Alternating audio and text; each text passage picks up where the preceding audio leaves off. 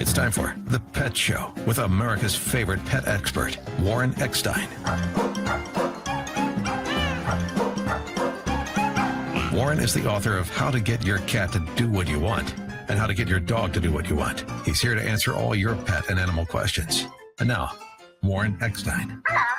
Is your pug being a bit of a pest?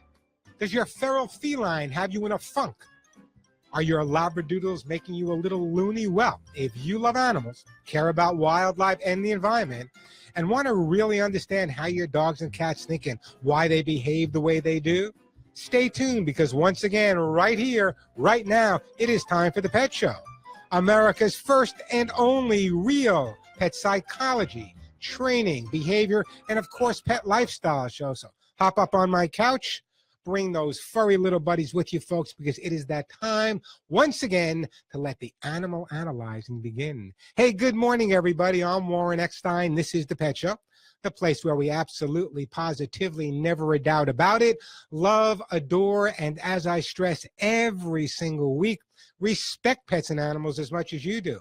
By the way, if you'd like to join me on the Ever-Growing Pet Show family, and I mean we are ever-growing, if you want to find out why your dog is digging, why your cat says use the litter box yourself, you're keeping you up at night, they're chewing your favorite shoes, scratching your favorite chairs, your dog turns into Cujo when you take them for a walk. If you have a question about your pet's behavior or just want to share a great story about this beautiful new dog or cat that you recently adopted and took into your home and how they turned out to be your best friend in the whole wide world, give me a call. That's what this show's all about, helping you cope with your pets, more than likely helping your pets cope with you. And by the way, if you happen to be a new listener or a regular listener to The Pet Show, just a reminder that everyone listening to the show that does in fact get through to me live on the air today will be getting a fabulous, fabulous gift. Don't get excited. It's not for you. It's for that beautiful dog or cat looking up at you with those adoring eyes as we speak. The phone number here at The Pet Show, if you want to find out why your dog is jumping or digging, your cat is scratching or not using the litter box, or just want to share a great story, the phone number here, 866-870-KRLA, 866-870-5752. And let me just remind everyone that thanks to my fabulous sponsors here on The Pet Show, that everyone that calls into the show and does in fact get through to me live on the air today will be getting a fabulous gift for their dog or cat. And it's okay to lie to them. You can tell them you bought it. You don't have to tell them I sent it to them. Again, that phone number, 866-870-KRLA, 866-870-5752, 866-870-5752. Many of the items I give away on today's show are worth 20, 25, 30, 35, and more. So it's a great time to give me a call. I'll answer your pet and animal questions at the same time. Your dog or cat will be getting a fabulous gift from me as well. 866-870-KRLA, 866-870-5752. Let me just thank everyone for those amazing birthday wishes I got this week. Literally hundreds and hundreds of birthday wishes from my listeners. Thank you for all that. It was a great birthday. I just had a super time, and I think I'm going to celebrate the entire month. Oh, yeah, Denise just said, take the whole month of April, Warren, and celebrate. So that's what I'm going to do, celebrate the entire month. 866-870-KRLA, the phone number. Let me tell you what's coming up on today's show. I have a lot planned for today's show, but with that being said, you guys know that if you're a regular listener, I never get to half of the topics I want to because your calls and your questions and your stories, they're always priority here on The Pet Show. But here's what I'd like to talk about if we have time today. Everyone wants a well-behaved dog. The secret is to make the training an enjoyable experience for you and your dog. How to do that coming up. So many times I've seen people training dogs and they're yelling, they're screaming, they're jerking, do it, sit, jump. What? If it's not fun, the dog's not going to learn. Think about going to your own school. Think about the teachers you had that make the classes fun. That's the class you wanted to go to. That's where you learn the most. Also coming up on today's show, did you know that your attitude and the way you react around your cats often translates into genuine medical problems? Are you making your cat sick with your behavior? I think you might be. We'll talk about that. Also coming up, should you feed your dogs at floor level or should they have a raised feeding dish? It's been debated. I'll share my views coming up a little bit later as well. Plenty of time for your questions and comments. Lots of great pet stuff to give away. So if your pet happens to be jumping, digging, scratching your favorite chair, cat forgot the litter box, separation anxiety, your dog's depressed, they're not housebroken, they hate other dogs, chases anything that moves, turns to Cujo on his walks, or just thinks that anything that comes into your house, he must hump, give me a call. Again, that's what the show's all about, helping you cope with your pets more than likely, helping your pets cope with you. Again, the phone number here, 866-870-KRLA, 866-870-5752. And the question of the day is pretty simple. Do you think about your pets or significant other more during the day? So you're at the office, you're at work, whatever type of job do you have, and you're just kind of having lunch or just thinking, do you think more about your pets? Do you think more about your significant other? I want to know. Give me a call, 866-870-KRLA. That phone number, 866-870-5752. Now, also coming up on today's show, you guys know it's pretty rare that I do an interview on the Pet Show. And the reason for that is because your calls are always the priority, as I said. But my assistant, Julie, you all know my assistant, Julie, lovely Julie, lives in Arizona. And Julie sent me a note the other day. Actually, not a note. She sent me an article, actually 2 blocks away from my office, where a 6-year-old boy fell into a creek and was being just pushed down the creek, pushed and pushed and pushed. And interestingly enough, his parents had gone to the local shelter in Arizona, not too far from where I used to live, and adopted this American bulldog, incredible dog. The dog's name is Yeti because he's kind of black and white. And later on today's show, in fact, at 12:30, the 12:30 hour, I'm actually going to have the parents, the dog, and the child on with me, and we're going to talk about how this amazing dog. They only had the dog for 3 weeks. Can you imagine? They went to a shelter, adopted a dog. They're not sure they wanted this dog because he was like 85 pounds at a year old already. They have a 6-year-old boy, and if it wasn't for adopting this dog, just 3 weeks after having him, the dog saved the little boy's life. I'll have that story coming up a little bit later. You're not going to want to miss it. It's an amazing story. It just tells you once again about the importance of adopting, and something I've been saying for years, and people kind of teased me and thought I was a little eccentric and thought I was a little crazy. However, the bottom line is this. I believe from the bottom of my heart, when you save a dog or cat's life from a shelter, off the streets, rescue, whatever you do, they know it, and they will in fact pay you back every single day for the rest of theirs. 866-870-KRLA, the phone number, 866-870-5752. The phones are getting jammed up. Plenty of time for your calls. Lots of great stuff to give away as well. So how about I start out with a phone call right now, and we are going to go to Joyce in Long Beach. Hey, Joyce, welcome to the Pet Show. Warren, happy birthday, first of all. Well, thank you for that. And I'm sorry to start your day off like this, but how do I get my little Shih Tzu to stop biting me? Well, how old is your little Shih Tzu? Okay, he's 9 now. We rescued him when he was 6.5, and he's been with us for almost 3 years now. The first year he was fine, no incidents. Sure. And then about 4 months ago, he was in bed, and I went to go move him, and he bit the crap out of me. Matter of fact, my thumb is destroyed. I mean, it's, But here's the bigger question. So he bit your thumb. It's a Shih Tzu. It's not like they're amputating. So let me ask you a question, okay? What has his reaction been since then?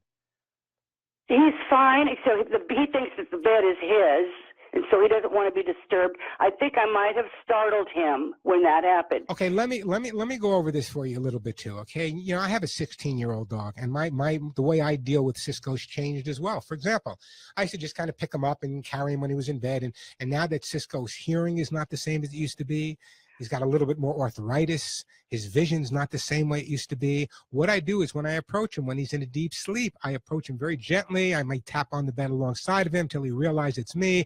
Then I can go pick him up and grab him. And I think you hit the nail on the head. I think he was startled at that point. I know, but it was like in the middle of the night, and I was asleep, and I just went to go move. Oh no, I don't listen. Listen. I'm not blaming.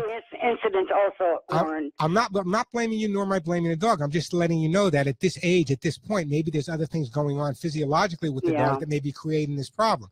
In terms of the dog being assertive or aggressive on the bed, you say he's done this more than one time now? Yes, he just did it again 3 weeks ago, and I'm still on antibiotics for that. And then yesterday, I had him on the back table outside, and I was just grooming his ears, brushing his ears, and around his face a little bit, and I told him, good boy. And when I went to go put him down, he turned around and bit the crap out of me again. All right, listen, here's the bottom line, okay? He bit you. I understand that. I understand your reaction to it, and I understand what's going on here. But listen, I'm going to take it from the dog's point of view. If the dog's behavior has changed, or if a human being's behavior has changed, what's the first thing you do? Make sure there's nothing physiologically wrong that's creating the scenario. You've had the dog for quite a few years. Therefore, the aggressive behavior started recently.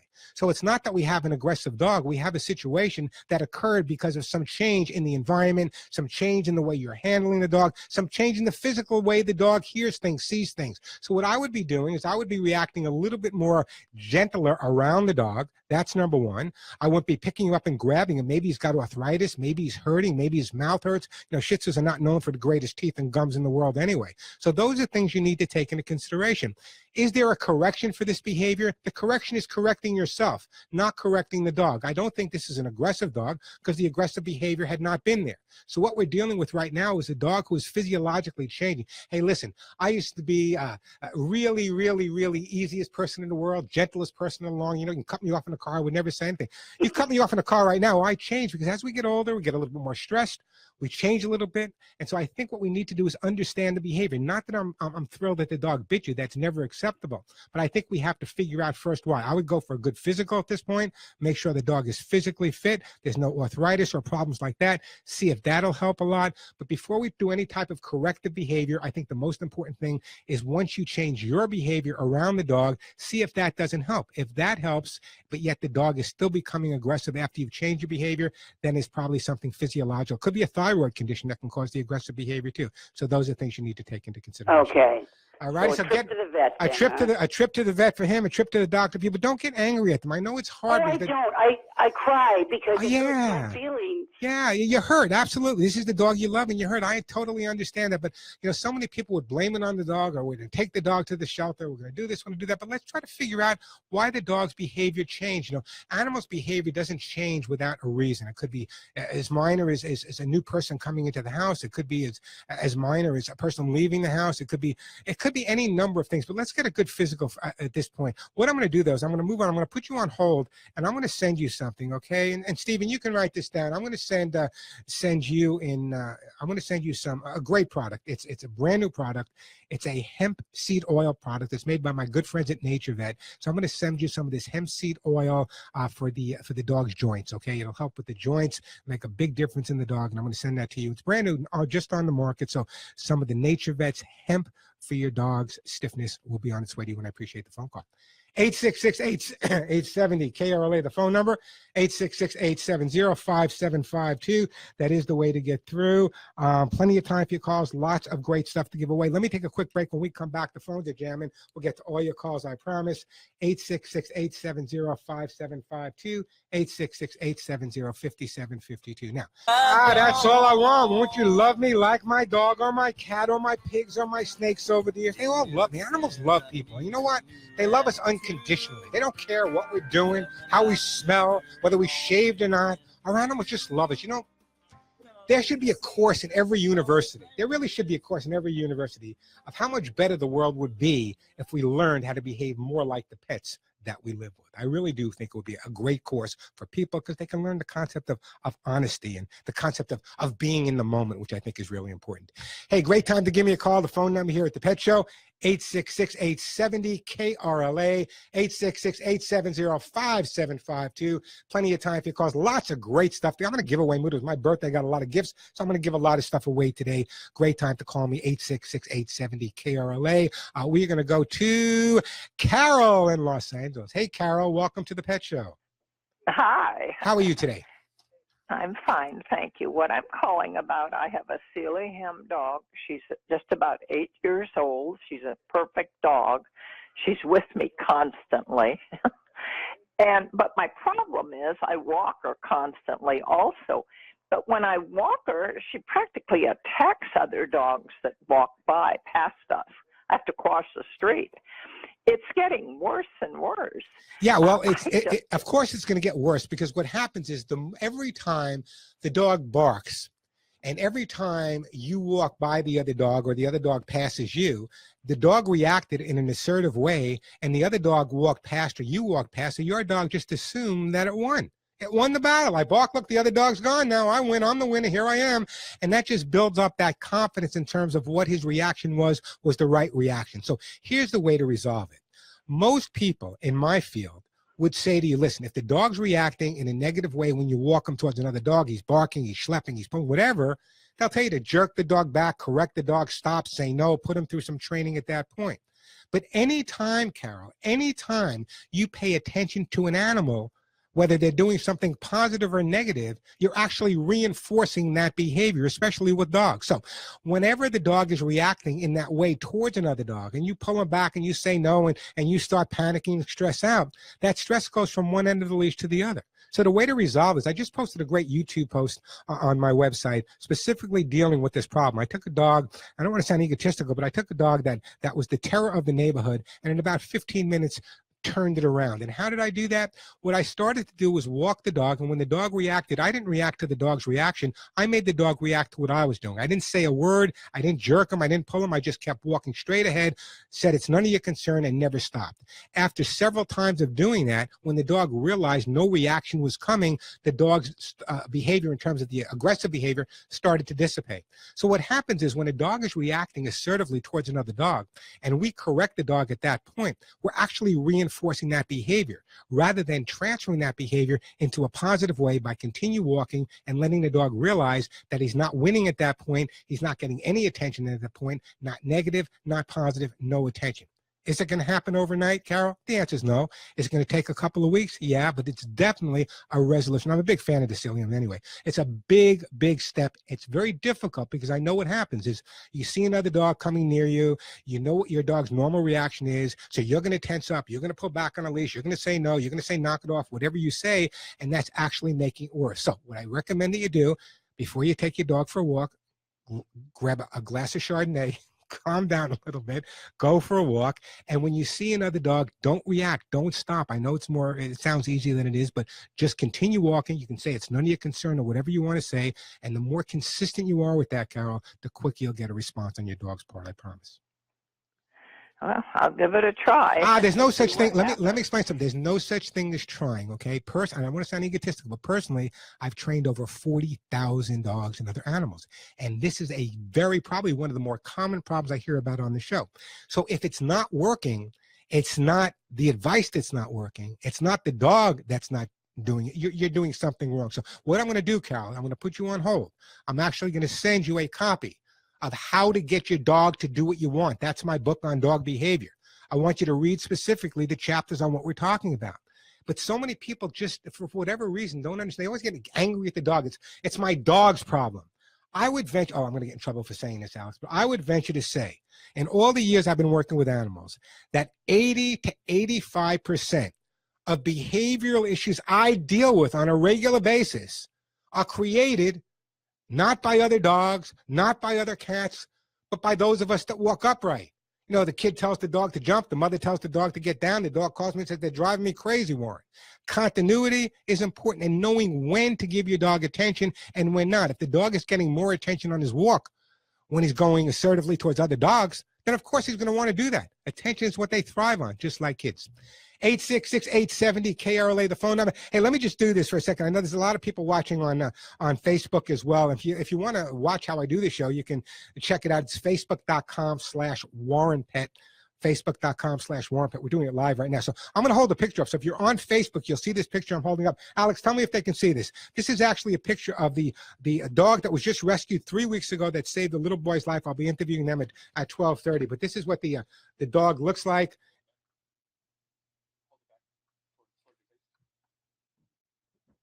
That way? Okay, so there's the dog, 85 pounds to the year old. There's the little 6-year-old boy that he saved. We'll have them on, interviewing them a little bit later on today. Show an amazing story, and it just happened a couple of blocks away from my office in Arizona. You might be saying, Warren, what office in Arizona? I thought you live in Santa Monica. Yeah, I do live in Santa Monica. But I had a house in Sedona, Arizona for many years. You know that I sold it. And my lovely assistant, Julie, lives in Arizona. So why would I have my office in Santa Monica? So I kept my office in Rimrock, Arizona. So that's why my office is in Arizona. And when you call the number, the 800 number, you know what? There's only one person you'll ever talk to. And if you've never spoken to Julie on the phone, let me tell you, You're going to really enjoy it. She's a lot of fun. And you know what's more important? She can answer not your behavior questions, but questions about any of the products or any of the information we have on the website. 866-870-KRLA, the phone number, 866-870-5752. You know what? Let me do this. I want to take a quick break. When we come back, I want to get to Valencia, and I believe it's Ray, and we're going to talk about a cat that likes to lick paper. We want to find out, Sue wants to find out in Reseda about cleaning a cat's teeth. We got Irene in Sunland, Pam in Los Angeles, Greg in Hollywood. We'll get to all your calls, 866-870-KRLA, 866-870-5752, 866-870-5752. That is the way to get through. Let me take a quick break, and then we'll get right back to your calls. And we are back on the Pet Show. I'm Warren Eckstein. The phone number, 866-870-KRLA, 866-870-5752. Question of the day: do you think about your pets or significant other more during the day?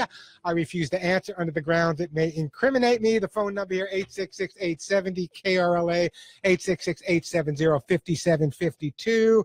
I posted this on my Facebook. If you're not following me on Facebook, you can, facebook.com/thepetshow. If you want to watch me, it's different though. It's facebook.com/WarrenPet. But at facebook.com/thepetshow, I posted this morning, and I just want to share it with you because I'm such a believer in this, and it just makes all the difference in the world. You know, I'm going to be holding this Save the Animals Summit coming up in May. I'll give you more information a little bit later.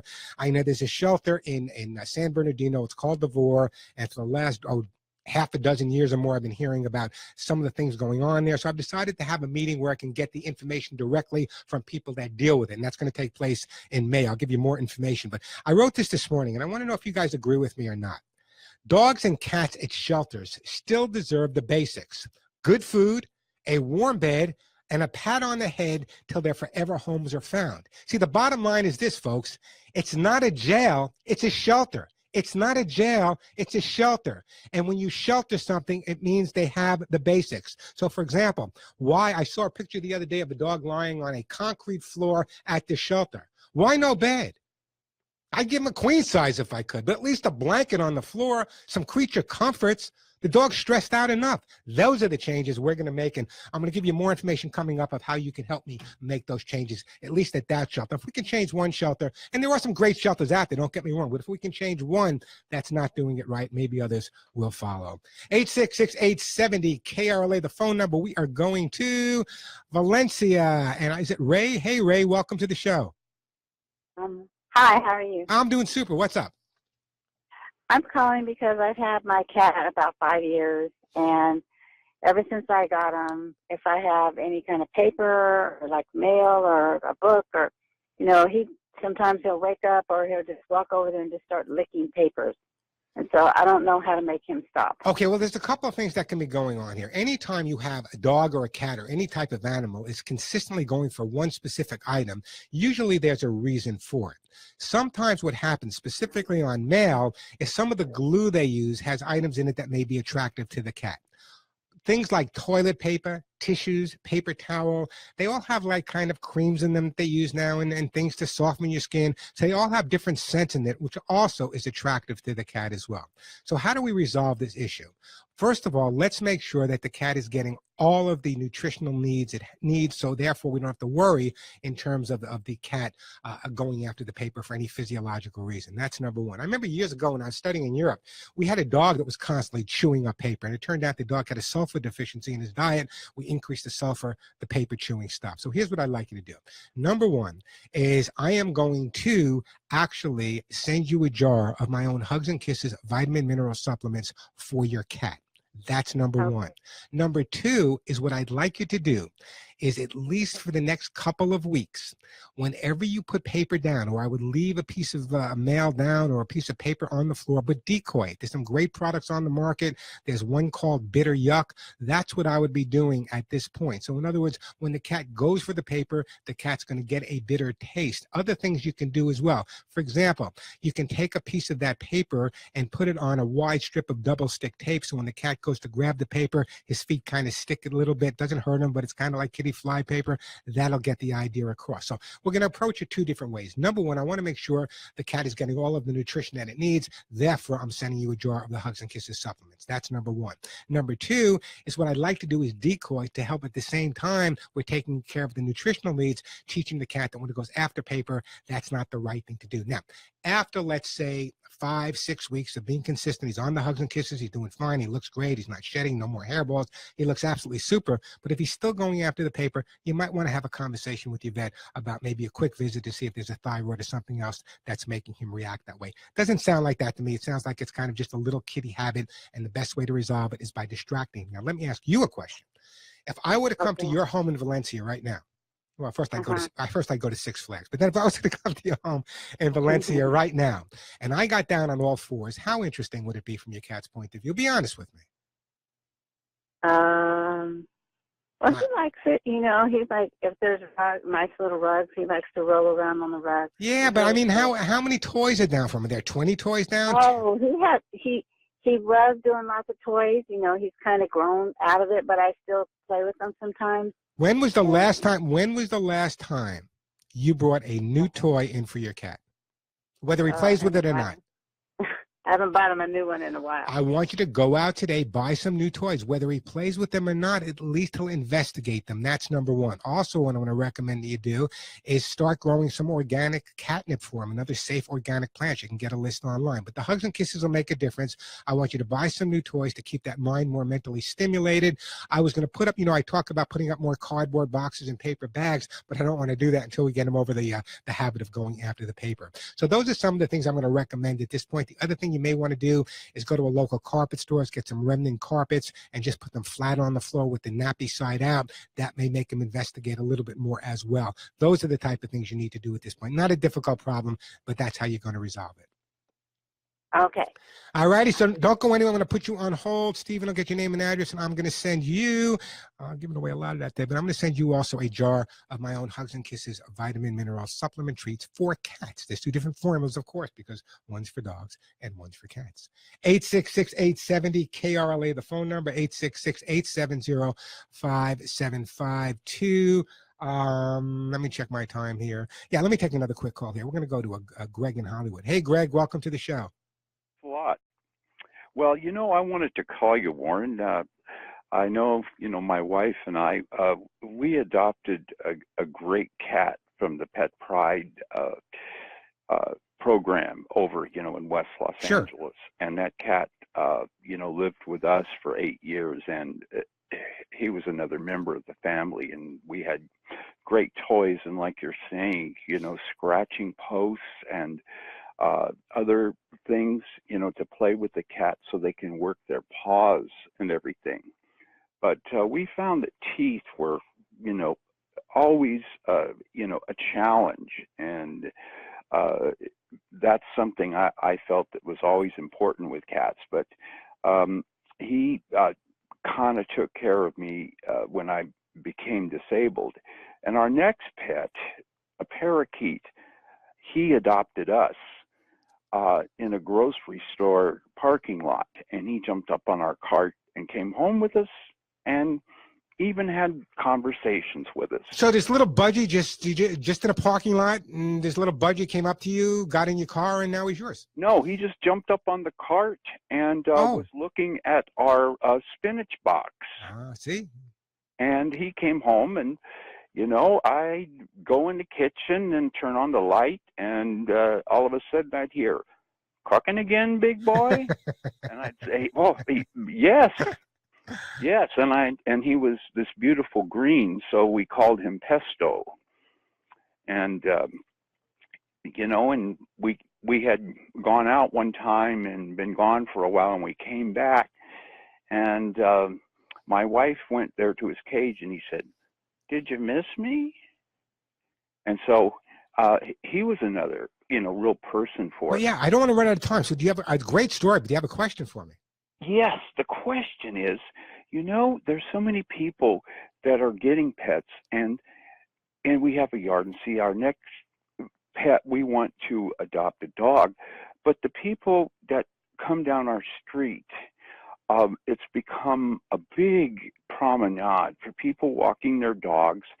And, the dogs defecate all over our parkway, and only a portion of the people are responsible. They have those blue bags that pick up, the droppings, and the rest of them stay there. And you can make a lot of diagnoses of problems of dogs just looking at all the different problems. Yeah, well, so the scenario is the people walking by that are not cleaning up after the dogs. They're putting other people in jeopardy, and they're putting other dogs in jeopardy, getting diseases and other problems as well. Plus, they're making it more difficult because people that might like dogs, you step in dog poop right away, and you're not going to like it. I'm going to run out of time, so a quick question for me. Yes, but I just wanted to say that do you feel it's kind of not kosher, so to speak? My method of trying to take care of this is I didn't want to use the powdered cayenne pepper all over. Greg, let me do that. I'm going to put you on hold. I'll come back to you. I got to take a quick break, and then we'll come back and we'll figure out what Greg has to talk about. Then we got Sue, Pam, Matthew, Mike, Irene. We'll get to your calls right after this. Back to the busy phone lines. Let me go back to Greg. Hey, Greg, you still with me? I don't have a whole lot of time, so get to your point real quick. I got to move on here. I just wondered, about things to keep the dogs to, cause them to not want to defecate. I had, at one point, I had put powdered cayenne on all of those scent posts. And then I was thinking, oh, geez, well, if a dog, got those little tiny bits of that red pepper in there, they would stick and kind of maybe, cause an irritation to the dog. Yeah, let me tell. I think I got the part of your question I got to go to. Listen to me carefully here, okay? Yeah. Number one is that a dog's going to pee where a dog's going to pee. You can put cayenne pepper there. You can put a sign there saying, please don't pee here. If the dog's got to pee and he smells other dogs that pee there, that's where he's going to go. Bottom line, there's nothing wrong with that, okay? Number two, if you find the problem is that people are not cleaning up after their dogs when they're pooping, that's a different ballgame. Then you can do what they're doing in my neighborhood. In my neighborhood, if you were to go down my block, there's 3 or 4 people that literally have stuff in front of their house with doggy cleanup bags in it, so people have no excuse not to clean up after their dog. And in extreme cases where there's condominiums, what they're doing in parts of the country is when you move to a condo or an apartment with a new dog, they'll actually take the DNA of your dog. And if someone finds poop outside, they can have that DNA tested. If your dog's poop matches your dog's DNA, guess what? You're going to get a fine. So there's a lot of ways, but this is not a dog problem, Greg. It's really person problems. So that's what you got. I got to move on, but what kind of pets do you have now? Well, right now, it's just that bird.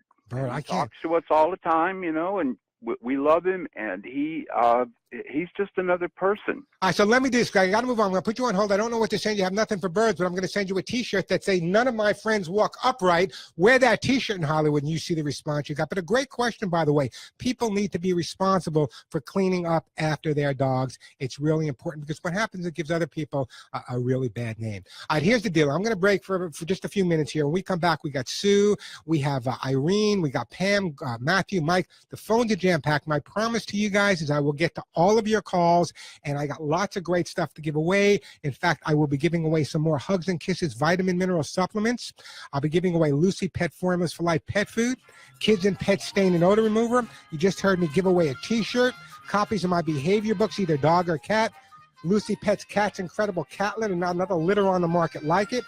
You'll hear me talk about those hemp seed products from Nature Vet, Mushroom Max, all of that. Lots of great stuff to give away. Plenty of time to answer all of your pet and animal questions. 866-870-KRLA, 866-870-5752. Warren Eckstein, the man for your pets. We tried to stumble, but we haven't yet.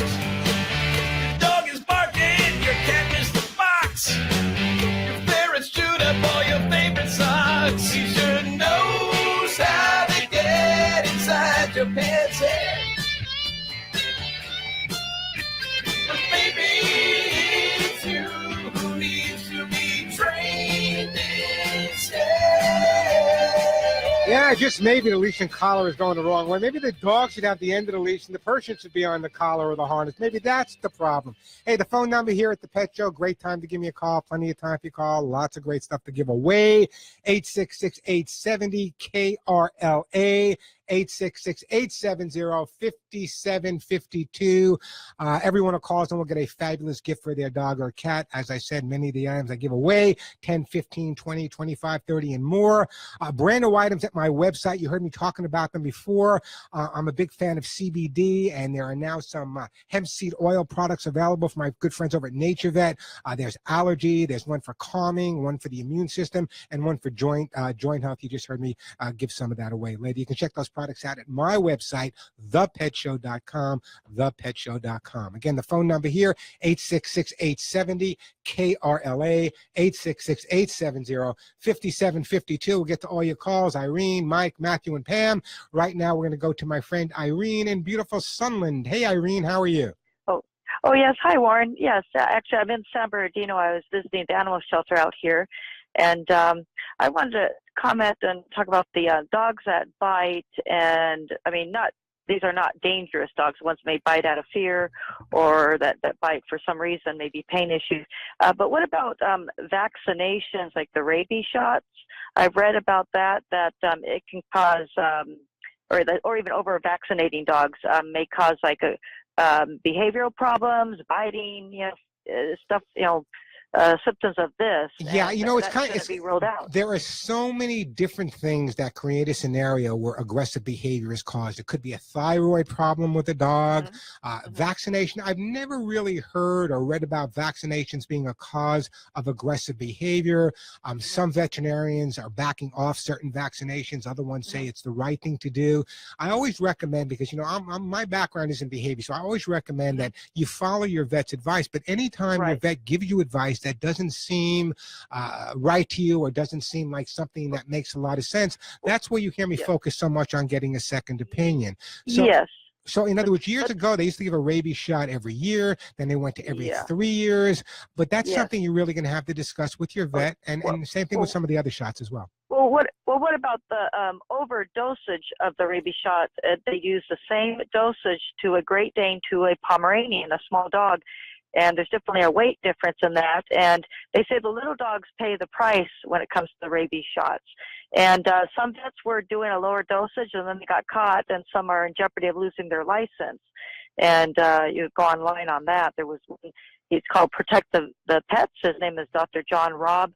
And he's spoke before the board, and they don't take him serious. Yeah, but here's the scenario, and I want people to understand this. Okay, I am a firm believer in listening to everybody. I want to get your advice.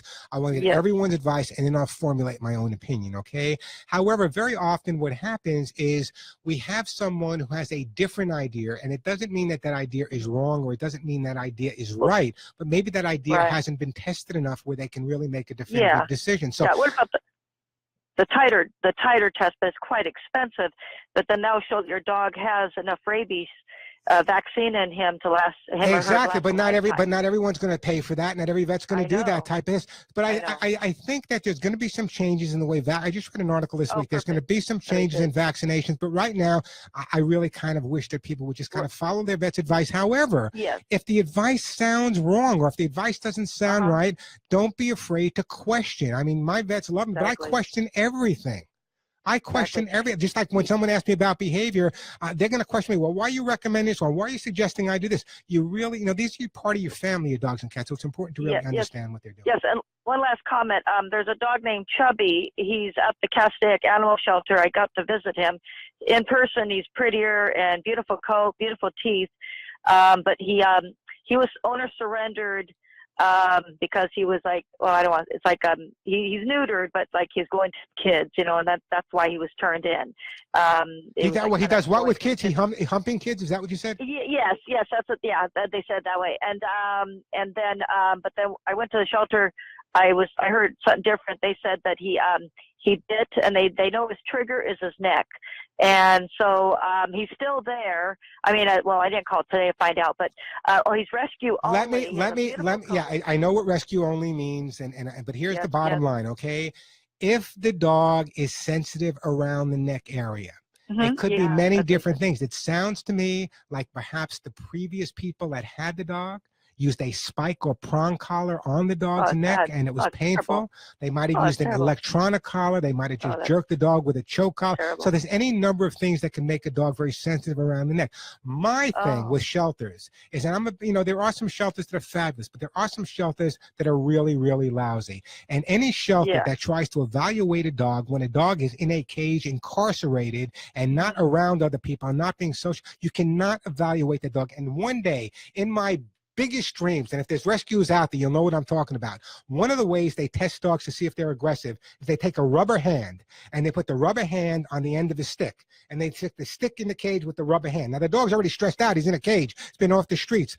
And if the dog goes aggressively towards the rubber hand, they decide, well, maybe the dog has to be killed. That is not the way to evaluate a dog. So anyway, there are other ways. We're going to be talking more about that in the future. I got to move on. What kind of pets do you have? I have 2 Pomeranians, and they're good dogs. But I'd like to try to help to rescue that dog or foster him.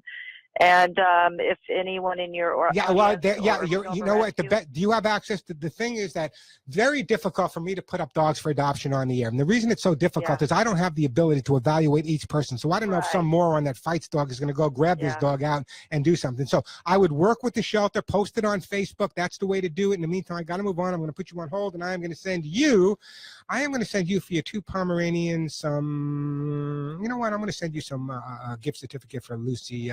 Not for Lucy, for Kids and Pets Stain and Owner Move on its way to you. Hey, the phone number here at the Pet Show, 866-870-KRLA, 866-870 5752. That is the way to get through. Plenty of time for your calls. I still got lots of great stuff to give away.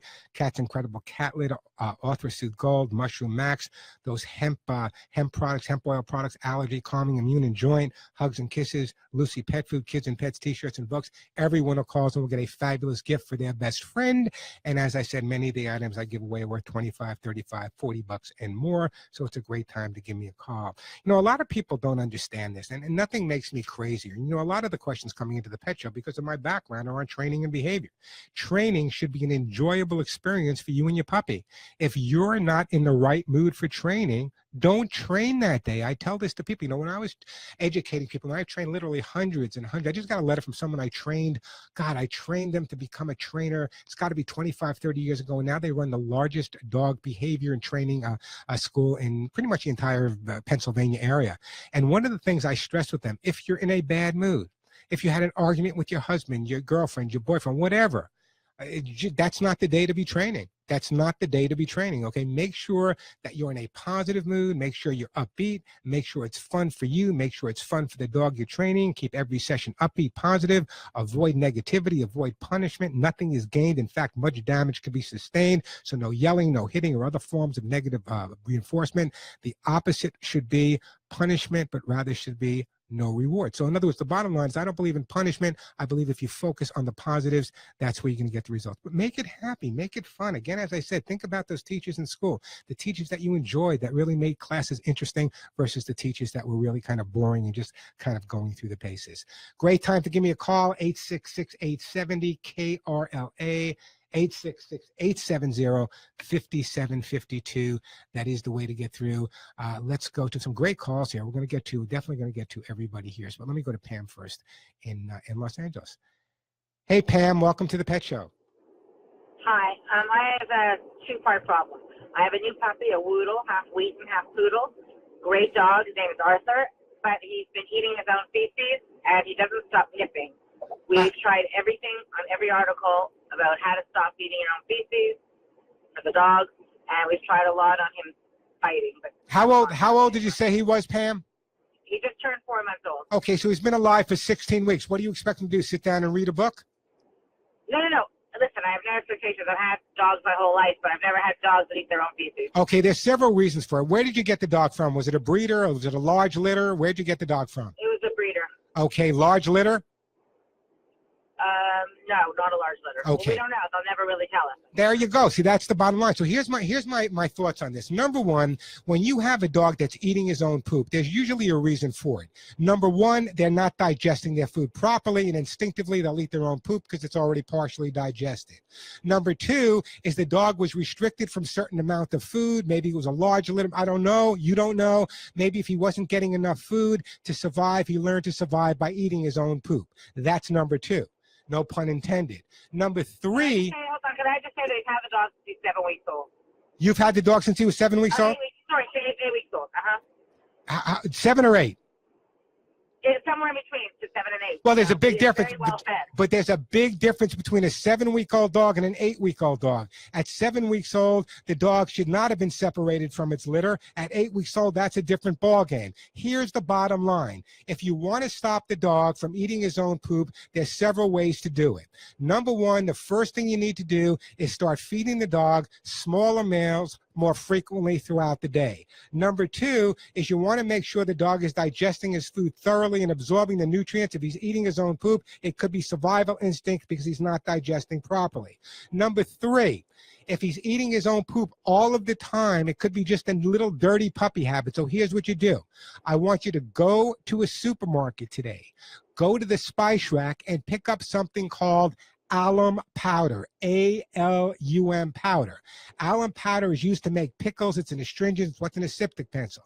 Now, here's what I want you to do, but listen to me very carefully.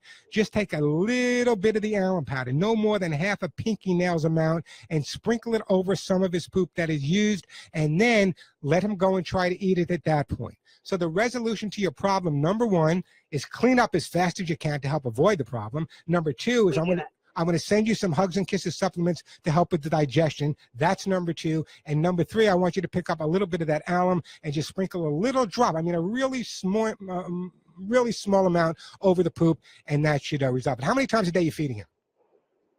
We feed him twice a day, but I just bought that Lucy food while I was on hold with you, with the quinoa and pumpkin. I thought maybe I'd change his food. Well, you know what? Let me do this. Rather than do that, what I'm going to do is, rather than send you the Hugs and Kisses, you can go to my website and get the Hugs and Kisses. What I'll do is, let me do this. I'm going to put you on hold. I'm going to send you some of the Lucy Pet Formulas for Life with the prebiotic. It's a great product. So let me do this. I'll put you on hold. I'm going to send you that. But the bottom line is you can't get frustrated. Anytime you have a dog or a cat that's eating their own poop, there's usually a reason for it. I know it's disgusting. I know it's, and people don't realize there's a big difference between a 7-week-old puppy and an 8-week-old puppy. There's also a big difference. If there was a lot of puppies in a litter, maybe he wasn't afforded the opportunity to eat with his mom. Maybe his mom could only feed she has only so many teats, so she can only feed so many puppies at one time. So all of that has to be taken into consideration. So sometimes we tend to focus on how do we correct the behavior. Sometimes we should figure out what created the behavior. So the first thing I said to her, well, let's start feeding the dog smaller amounts of food more frequently throughout the day, because the dog may associate time spans with being hungry because he wasn't getting fed regularly when he's with the litter mates. 866-870-KRLA, the phone number, 870-5752. Let me take a quick break. And we are back on the Pet Show. I'm Warren Eckstein. That phone number, 866-870-KRLA. Actually, in a couple of weeks, I'm going to see a documentary on a woman that saved elephants in Thailand. I'm going to be going to the screening of it, and then once I go to the screening, I think it's going to actually open up to the public in May. I'll give you that information. It's something you guys are going to definitely want to. We'll talk more about that in the future, but I'm looking forward to it. Phone number here, 866-870-KRLA. Remember, coming up at 12:30, an interview I don't want you to miss. I'll be talking to a family whose 6-year-old son fell in a creek just about a week or so ago, and if it wasn't for a dog that they just adopted 3 weeks ago, who knows what the outcome would have been. We'll tell you how the dog saved their life. I'll be taking to the family. That coming up at 12:30. But don't go anywhere, because after I talk to the family, I'll get right back to your phone call. So hang in there while I'm doing my interview. All right, let's go to Matthew in San Clemente. Hey, Matthew, welcome to the Pet Show. Yes, I was calling because I have a chocolate lab, and my sister that lives next to me has a yellow lab, and they're together a lot, and he is semi-aggressive, and I'm planning on introducing a new puppy to the household. So I was just trying to figure out what the best way to introduce the puppy to the yellow lab. That's kind of so the yellow lab is your sister dog or your dog? Yeah, it's my sister's dog. Okay, now when she takes the yellow lab out for a walk and he comes across another dog, what's his reaction usually? 50-50. Well, I would say probably 9 out of 10 he's fine, but 1 out of 10 he's bad. Big dogs, little dogs? Yeah, it really doesn't make a difference. I think more littler dogs. I mean, he's 115 pounds, so there's not that many more bigger dogs out than him. I so guess they're not. all kind of 154 pounds, 6'2", weightlifter at Gold's Gym every morning. Listen to me, Matthew. Here's what I'm going to recommend that you do, okay? When are you getting the puppy? I already have it. It's actually my chocolate lab litter. So they've been next door this whole time, but I just keep him, not around the puppies. But all the rest of the puppies have gone to new homes. So the new one, I'm just trying to introduce it to Jackson. Here's what I would try. Here's what I would try to do. I would take the dogs and I would introduce the dogs in neutral territory. Take them to a park, take them to a beach, take them someplace away from their home, where not only is your dog focused on the new puppy, but he's focused on the new location he might be at as well. Let them get to know each other just for a couple of minutes, and that's enough. If they're getting along fine, just make sure you end on a positive note, no matter what. So we want to use the first pet psychology. So every time your dog is around the puppy right now, when that session ends, it's like you hit the lottery. Something very positive must happen. You give them a massage, a special treat, take them for a ride, whatever.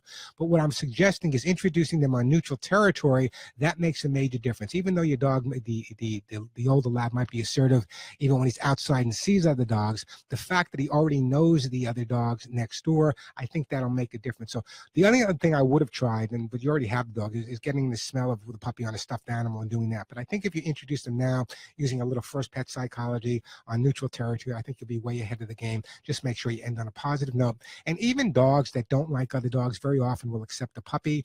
There's a higher percentage of potassium in their body, and something about a young dog or a young cat that often sends a non-challenging, non-threatening off. So that would be my recommendation at this point, is kind of introducing for short periods of time on neutral territory, and you'll see what type of reaction you get. Do you recommend having him on leashes, or what happens if he just then bites the puppy? Like I introduce him and he just goes at him. Well, I'm assuming that you're going to have the control over your dog at that point and see the type of reaction you're getting before you put them right next to each other. Okay, so if they have a normal reaction, because at the time he has, I've had puppies before with my dog, and he did bite the other puppies that he was actually the sire of. Biting in terms of breaking the skin, biting? Yeah. See, that's a more.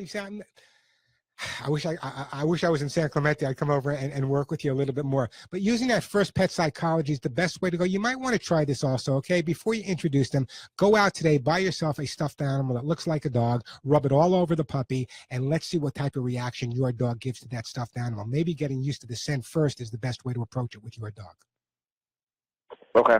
All right. In the meantime, don't go in, Matthew. I'll put you on hold. I'm going to send you a copy of How to Get Your Dog to Do What You Want. I want you to follow that first dog psychology. It's so important because so often, so many times what happens is that we'll come across a dog with this type of behavior, and it's aggressive behavior, but I think sometimes because we anticipate the dog being aggressive, and even though this dog has shown signs of aggressive behavior, we kind of pull back at that point. The other thing you might want to try also is if you can kind of, once they've met each other on neutral territory, if you can maybe go to your sister's home and you sit on one end of the couch with your dog on a leash and a harness, and have her sit on the other end with the puppy, and when they start ignoring each other, just kind of get a little closer and closer, giving your dog a lot of attention.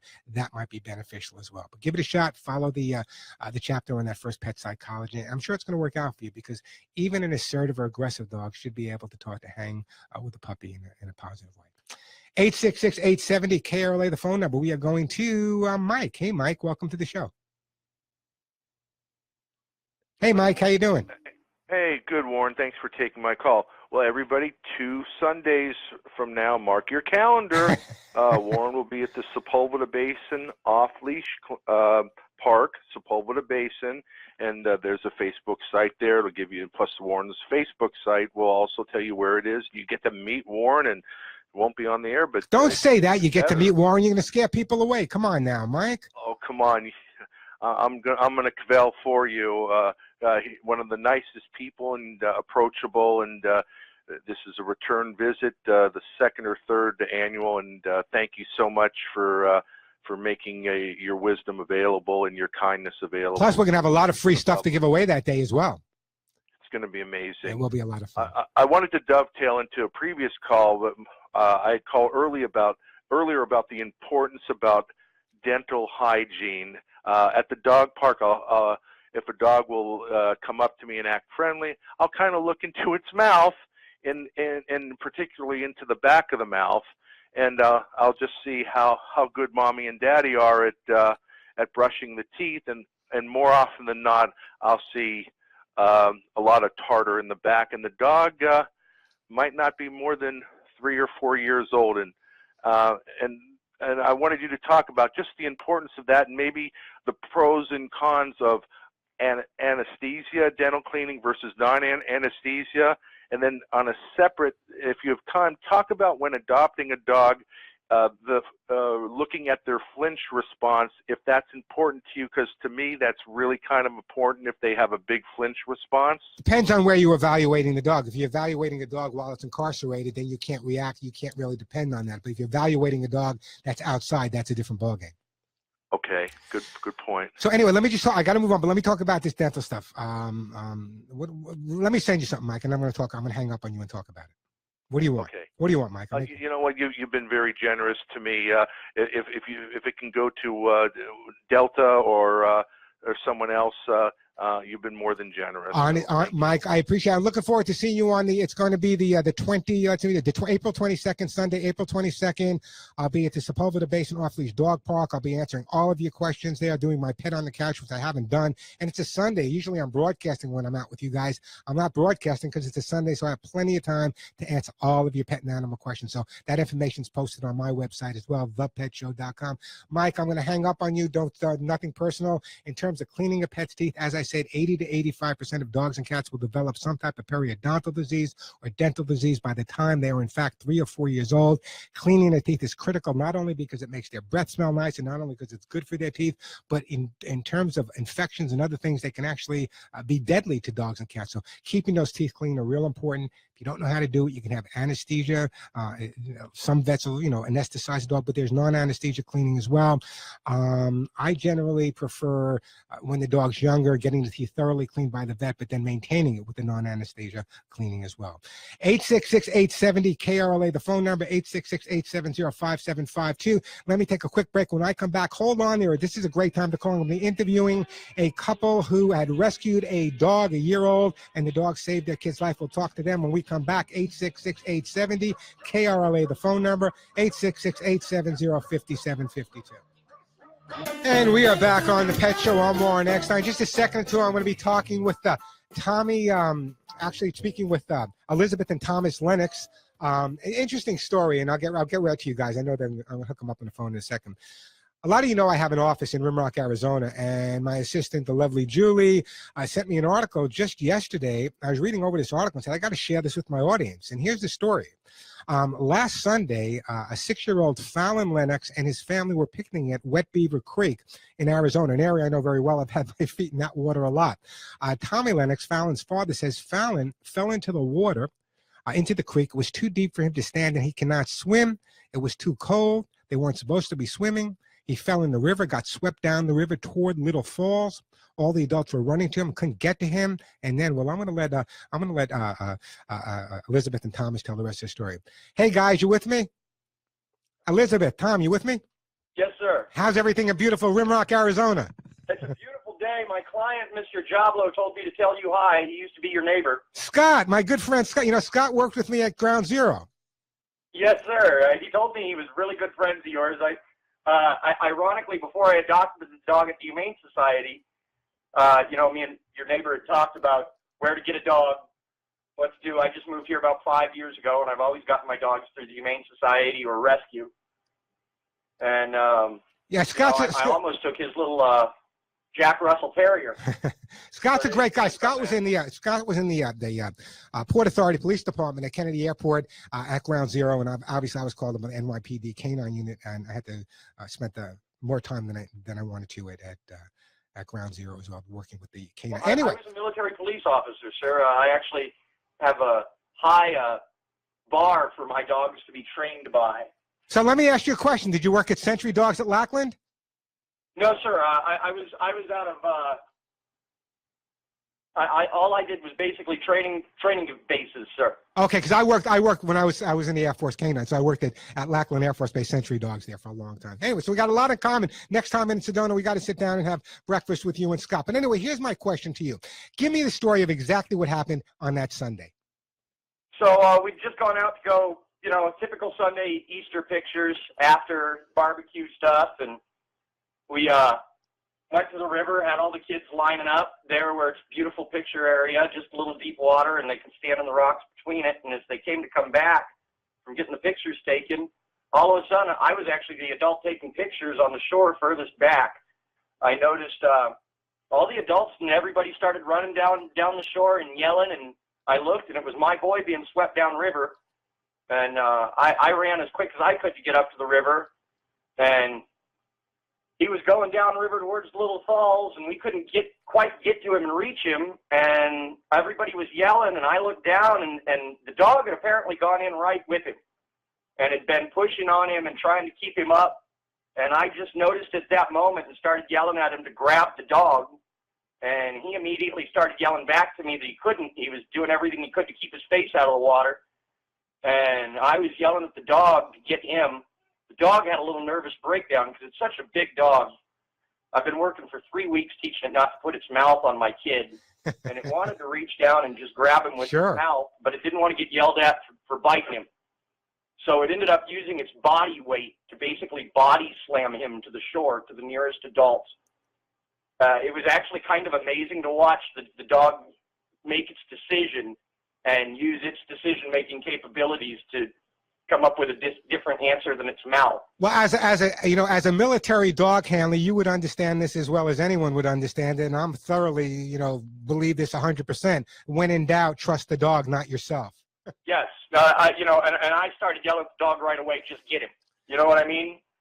So your son Fallon is 6 years old. He's in the water. He's floating down. Everyone's panicking.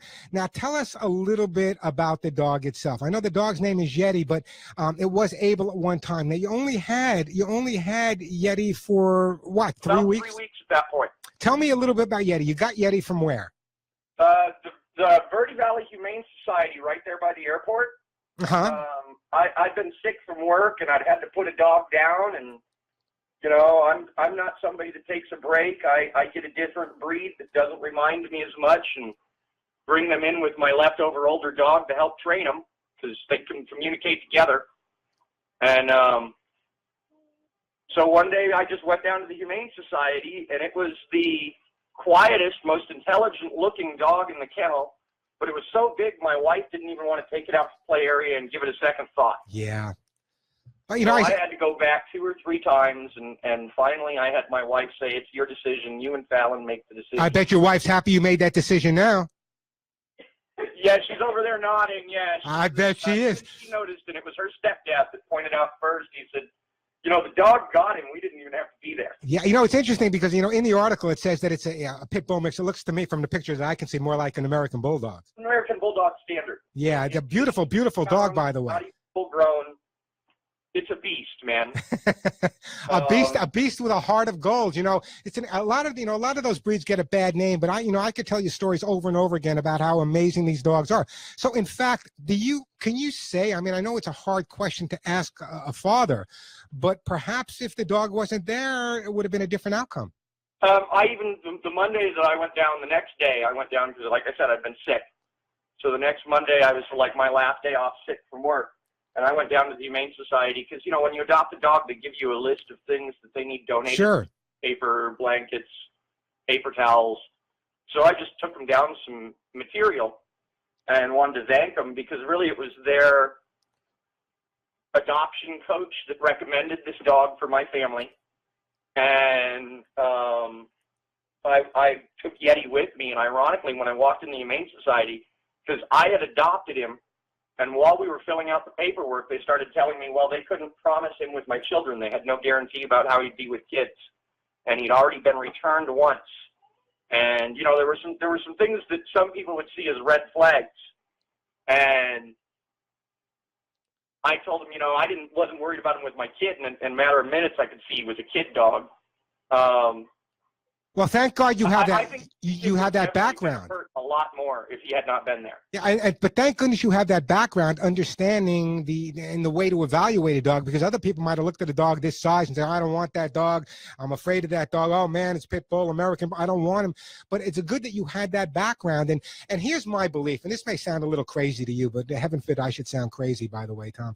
But I believe, honestly, that when you save a dog and you rescue them, that dog knows it, and they pay you back every single day for the rest of their lives. And now your 6-year-old son, guaranteed, your 6-year-old son, Fallon, and this dog are now they're going to be inseparable for the rest of their lives.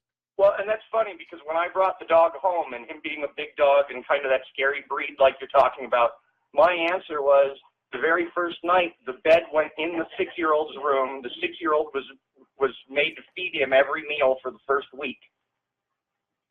Because that's how you ensure that bond. You make the dog know that that's their person. That's the most important person to them. What an incredible story. And I think I'm going to hang up with you in a second, but I think the most important thing that we can get across right here now is for people that go to a shelter, and I've been hundreds of, this is not my first rodeo. I've been doing this for many, many, many, many, many years. So when you go to a shelter, very often they'll bypass a dog that looks like that may have the personality, or may look a little bit like Yeti because he's big, and but sometimes you got to get beyond the look. Sometimes you got to get into the personality, and someone like yourself who understands dogs can realize, what the outside is entirely different than what the inside is. I think it's a great story. I'm going to share more of it. What I want to do. Fallon wanted to say one thing. Sure, go ahead. Fallon, you want to speak? Speak into the phone there. Hi, Fallon. How are you? Well, Yeti was barking at Papa, and I jumped on him, and he knocked out my tooth. Yeah, Yeti helped him take out his loose tooth the other day. That's how good friends they are. Sometimes that I've lost a couple of teeth of my dogs when I was growing up as well. Anyway, listen, what I want to do is I got to move on, but I want Julie to pack you up a nice package, to give him a copy of the book, although you know a lot about training as well.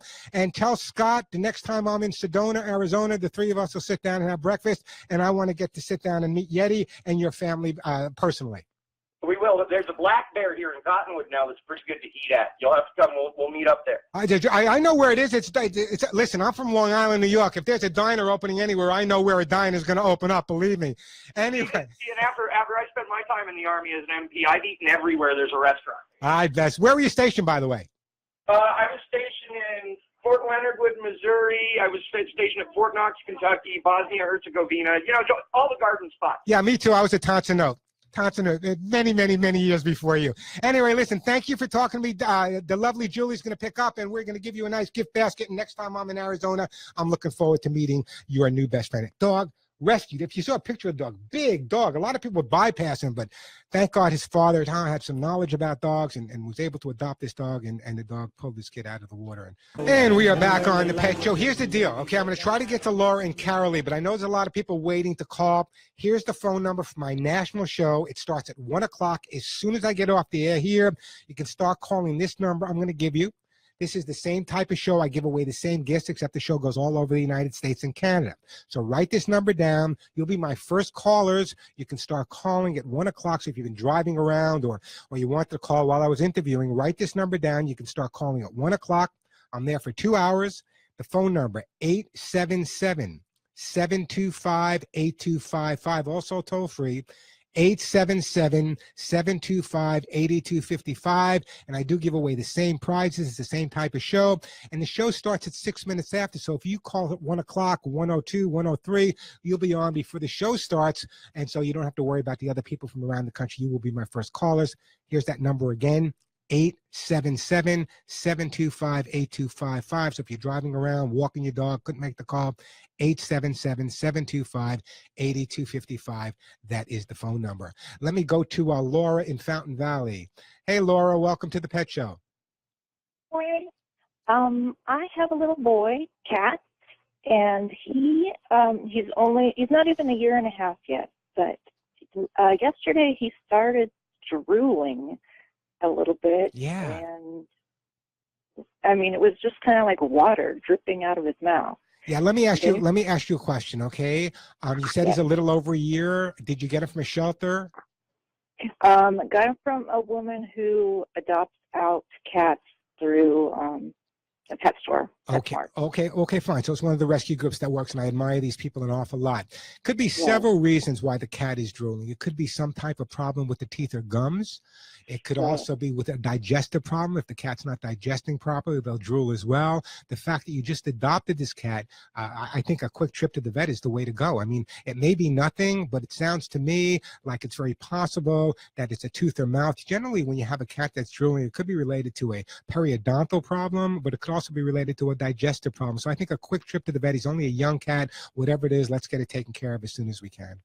Right, exactly. Okay. Well, first of all, bless you for taking this cat. And have you had cats before? Oh yeah, I've just tons. Well, here's what I'm going to do. Because you got a brand new cat, I want to keep this cat healthy, and I want to keep this cat happy. So I am going to send you Lucy Pet's Cat's Incredible Cat Litter, the only cat litter I've ever recommended in my entire career. So Lucy Pet's Cat's Incredible Cat Litter will be on its way. Again, the phone number for the national show, 877-725-8255. Quick break, and then we'll try to take a few more calls before we move over. Write this number down. You can start calling at 1 o'clock. That's what?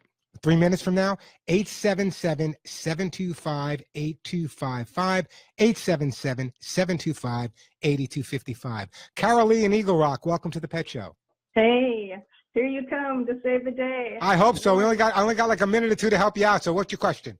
Okay, I have an 8-year-old golden retriever. He's a therapy dog, works with the elderly, foster kids, emotionally challenged adults. He's an amazing animal. He has a degenerative ligament disease that has gotten more profound. We've taken him to several different doctors, but what I want to cut to the chase and ask you about is your take on support braces that would stabilize the knee.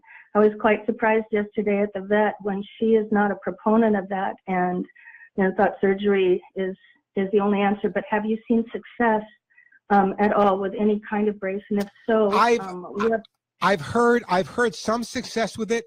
Okay, it's something that's not used that often, so I'm not on top of it that much. However, me suffering with rheumatoid arthritis myself, when my knees are sore, I use braces. So I don't understand why the vet would be against the use of braces if it makes the dog more comfortable. But she might be more knowledgeable about that than I am.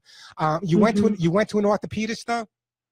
We've been to an orthopedist, and they gave us $6,000 to $8,000 for one knee, and they said the other one is going to. And the truth is, we don't have those kind of resources, so we have them on collagen, magnesium, vitamin C, and anti-inflammatories, and trying to keep him with a good diet. Let me do this. I got to move on, but let me do this. I'm going to put you on hold. I'm going to send you a product that's relatively new. It's made by Arthrosuit Gold. It's hemp joint. It's made with hemp seed oil. It's an amazing product. I'm a big fan of CBD. I've heard great results from it. Your vet may be right. Maybe the knee braces are not the way to go. Maybe they are, but let me at least get this out to you. So we're going to send you some of that Nature Vet hemp joint formula, and hopefully that'll make a difference. And I do appreciate that phone call. We are out of time. Again, the phone number for the network show, 877-725-8255, starts in just a couple of minutes. Right now, stay tuned right here for Living Pain Free with Dr. Mark Darrow and Anita. Until next week, give all your pets a big hug and a kiss for you, one between the ears for me. I'm Warren Eckstein. You've been listening to The Pet Show.